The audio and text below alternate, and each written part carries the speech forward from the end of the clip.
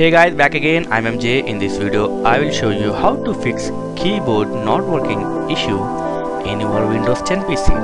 So when you update Windows 10, this is a common problem you have to face, mouse not working, your LAN card not working, webcam not working, as well as keyboard not working. So I will show you the easiest two way to fix this problem. First is go to start and then setting, and then take ease of access. Here check the keyboard. Now just turn on filter key. Okay, just turn on filter keys. Okay, when you turn on, the other option is automatically turn on, like turn on filter keys and shift it. Okay, but we don't need beep on the keys, just turn on this. The filter key, just turn off this.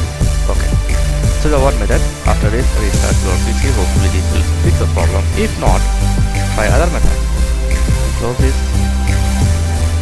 right click here on the Windows and select or click on device manager.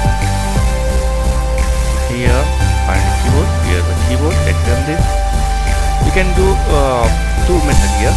Just right click here and click on update driver software and choose the browse my computer, and now click on let me pick up, and after this select your keyboard and click on next. So this will install the latest updates for your keyboard. And the other thing is